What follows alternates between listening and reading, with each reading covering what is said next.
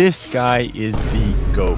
Nightwing has been a fan favorite since he was a child 20 years ago, and we're going to be looking at everything he's been in, including the masterpiece animated DCU movies, the complete dog live action versions, and even the video game adaptations of one of DC's most beloved characters. Getting straight into it, no stalling, no asking for subscriptions, no nothing. We got probably the most iconic portrayal of Dick Grayson there is. Teen Titans came out in 2003 and concluded with the animated movie Trouble in Tokyo in 2006. If you're a little confused about how old this is, it was such a goated series that they continued rerunning these episodes for 19 more years. So there's a very high chance you managed to catch some of the show no matter when you were born. Now this is a bit of a technicality. This isn't technically Nightwing since Grayson is still Robin in the series, but it's still kind of Nightwing, you know, it's just not Nightwing. This is the only entry we're going to be looking at Dick Grayson as his former identity Robin, so we'll let it slide this time. He stars in all 5 seasons here and is an absolutely ruthless fighter. I'm sure you've seen the memes of this guy's attack strats, and he is moving like Batman here and not sparing anyone. This roster of the Teen Titans is amazing and really props up Robin as a leader, and even though he's just a human and any one of these characters could take him out in a second, they all look up to him like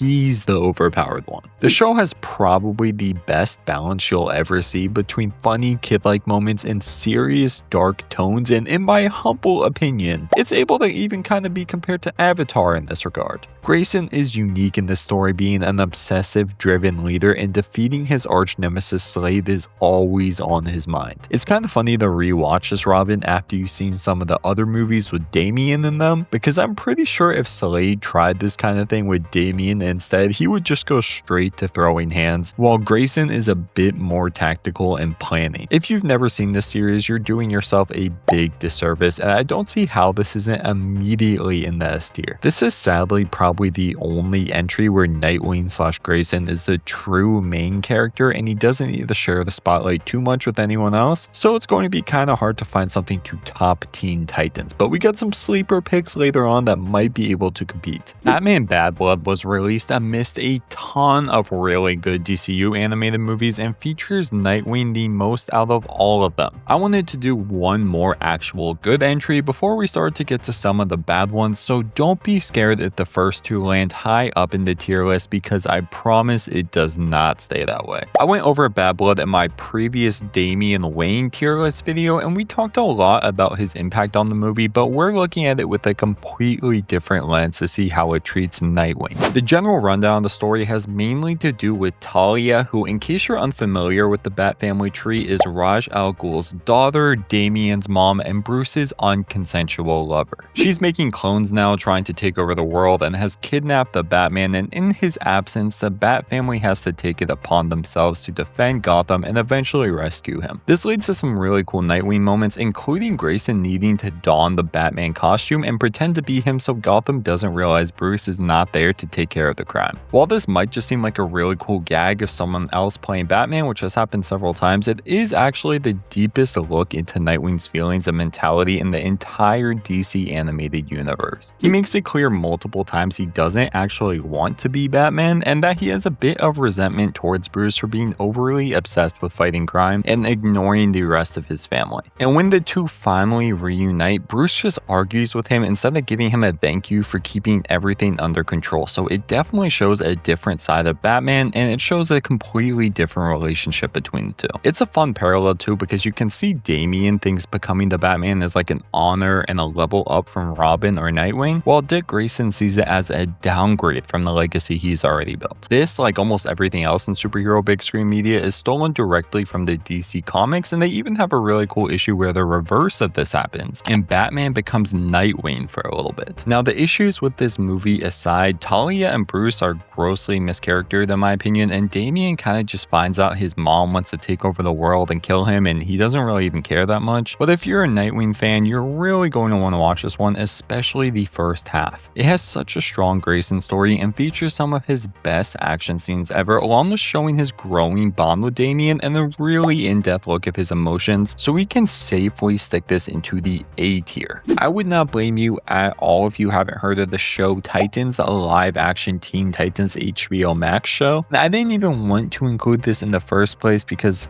just like look at this, but after watching it, it actually has a lot of Nightwing in it, which I wasn't really expecting. There is a lot you need to ignore here if you want to enjoy the show, and it just recently got canceled, so it's not exactly amazing, but ignoring the general overview and just deep diving into Dick Grayson here, it really surprised me. I'm open to several interpretations of Grayson. If he's happy to be a part of the Bat family, getting along with Bruce and Damian and just fighting crime with all of them, that's the version I prefer. If he's edgy and mad at the world because he was raised by a psychopath and forced to become Robin, I don't really enjoy that, but I understand the perspective and feel like there's a good story to be told there. Titans takes the latest version of everything I just said, with Nightwing being pretty emo and sad, and he has a very complicated relationship with his adoptive dad, Batman. I personally wasn't even too invested into Nightwing as a character before watching the DCU animated movies, so I didn't even know he has this weird feeling of not wanting to become Batman until now. Titans takes this feeling and pretty much maxes it out to 1000, with Grayson seeing Bruce almost like a villain now and vowing to become better than him. It almost deserves its own video looking at the evolution of Batman, because media today doesn't really portray Bruce Wayne like this. He's mostly seen as the golden hero who sometimes takes his no-killing rule a bit too far, but abusing young kids into becoming Robin and exposing them to violent criminals at the age of 15 isn't really explored too much anymore. This is another thing that separates Damian from Grayson so much. Damian had his issues at first, but he gets mad at Bruce for not exposing him to more violence and not just letting him kill whoever he wants. The action is actually pretty solid here, which I'm really surprised about, and again, I'm talking about solely Nightwing here. The rest of the Titans in the show are just kind of trash. But the real reason to watch this would be to see more of Grayson's Bat family conflicts. Red Skull is kind of in this too, and it's actually pretty funny because Jason is the one who died fighting Joker, and it's a reoccurring theme in the show that Bruce kind of just likes Grayson a lot more. Even though Bruce and Jason, they kind of have similar personalities, and it would seem like they get along a lot better. If I was doing a general review of just Titans, it would be a lot lower, but with the emphasis of Nightwing, this series has a lot of exploration that's really different from some of the other entries, so I think a surprisingly high B is where we're at with this. Although, not gonna lie, you're probably better off watching some of the animated movies instead. They are a lot better. Batman Under the Red Hood moves us back into the actual quality section. Red Hood in Titans looks ridiculous, and it obviously can't compare to this movie, which is considered one of the best animated films DC has ever made. I'm not sure if you guys agree, but in the Damian video, there was a lot of commenters telling me about the comics and everything, and after that I noticed that you don't really hear about Jason Todd too much anymore. He's not in too many movies. Most people kind of recognize the Red Hood persona, but there's not much where he's actually Robin and really anything made nowadays. I don't want to talk about him too much since this is a Dick Grayson topic, and Jason Todd can be his own video later on if that's needed, but it's just interesting how Nightwing is a lot more fleshed out as a Robin and as Nightwing, and even kind of as Batman sometimes too. Maybe he's just a fan favorite or people like him more than Red Hood or something, but just something I've noticed while watching all of these movies. Anyway, Nightwing is unfortunately not even in this movie too much, so there's not too much to talk about, which is really sad because in some of the other ones, watching him interact with the new Robin, Damian, is probably some of the best parts. Dick Grayson is more of just a side character here, helping Bruce and not really having any feelings or emotions of his own. If you just watched Under the Red Hood and didn't get to like Batman Bad Blood or any of the video games or comics or anything, you probably wouldn't know too much about Nightwing, and you'd think he just got pushed to the side like some of the other Robin characters. There is a little bit to say about this movie though. To be completely honest, you can kind of tell it's from 2010, and it's not my favorite animated film, but a lot of people have a lot of love for this, and it did increase Red Hood's popularity a lot. Unfortunately, it limits Nightwing's role, and if you're a Grayson fan, pick a different movie, I'd say. He isn't good or bad here, he just isn't very present, and it's completely completely a Bruce and Jason Todd movie. It's a shame because it's such a good watch, but in terms of Nightwing media, it goes in the C tier. If you guys could drop a comment too if you've gotten this far and tell me who you like more between Jason Todd or Dick Grayson. I'm really interested because a lot of people would argue about this forever. Personally, I'm more of a Nightwing guy. Now we're going to be looking at Teen Titans, the Judas contract after this one, and that one is an absolute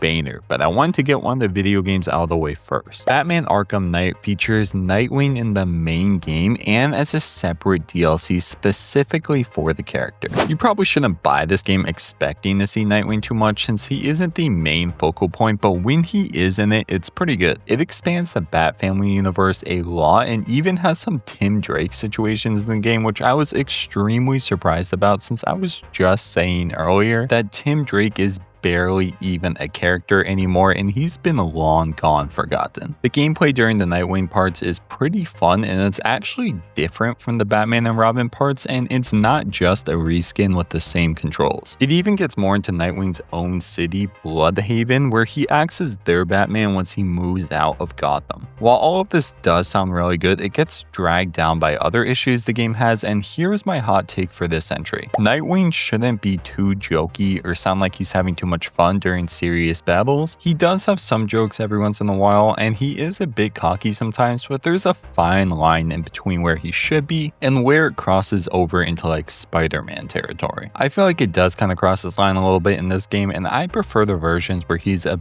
bit more mature and acts like an older guardian figure over Damian or whoever is Robin at the time. I wanted to stick it into a B tier, but Arkham Knights definitely gets some points for giving Nightwing his own DLC and having his own separate combat system and filling out some of the lore with his own city, Bloodhaven. I think A is appropriate here with all of this considered. Also, I know I just said I was going to Judas contract after this one, but while making the video, I completely forgot about Injustice. I've shoved this story so far down into my brain, I don't even want to remember it, and either way, I wanted to rank it real quick and add this into a brand new tier. Far, far, far below anything else on this list. Making Damian kill Nightwing is the worst moment in any comic book media ever, and I just couldn't let that go unsaid in this video. Also, I'll add Star Wars The Last Jedi in there too, just because. The one we're going to be talking about after this entry is probably the one I'm most excited for, but for now we have another movie that should be good. And of course, I'm talking about Teen Titans: The Judas Contract. This is a must see if you're a fan of any of these characters, and even though it's mostly a Damian Wayne Robin central story, there is a lot of Nightwing. With every entry so far, I've talked about where Grayson has been as a character, and by now you can probably tell how I prefer that he's written, and the Judas Contract does it perfectly, with Nightwing as a veteran presence of the team and graduated past being a Teen Titan, but not so far into his own career where he's over in Bloodhaven and he's like surpassed Batman or any of that. People say Nightwing just gets absolutely bullied and beaten up constantly in this universe, and I didn't really think that narrative was valid, but in this movie it is kind of true. Judas Contract has a deeper story to it, especially in the comics or like some other medias, but as far as Nightwing is concerned, and this movie just has a ton of cool action. Deathstroke beats the living daylights out of him in one of the fight scenes, but he manages to outsmart him in order to come help out the Titans later on. Grayson is very smart in this universe and discovers the plan before everyone else, along with showing that he really was trained by Batman in several of the situations throughout the movie. Some of the other movies and shows dive into the relationship with Starfire that he has, but it gets really into it here and shares a ton of details about them living together and getting pretty serious. I said in my Damian video, it's kind of annoying how they keep doing the same story arc for him over and over and over again. Pretty much he gets mad at everyone at first, but then he learns teamwork and becomes a good leader, and thankfully they don't have any annoying story arcs with Nightwing here. He's surprisingly a really consistent, strong adult-like role model for all of the younger heroes in anything he's in, and that's another huge benefit the animated DCU has. I'm not sure like why this happens. I can't think of any other adaptation that treats Grayson like a cheap one-off character or uses uses him to further anyone else's development, which is usually what they do with these kind of fan favorite characters later on. Even the main heroes like Batman and Superman have bad adaptations, but I don't think Nightwing even does. Feel free to correct me in the comments if I'm wrong and you guys know of a story where the writers do Nightwing wrong. And I also haven't watched some of the other later entries yet while writing this, so maybe it gets worse from here. Anyway, the Judas contract's ending is Nightwing saving the Titans and getting some really cool battles, including a duo battle with Damian vs. Deathstroke,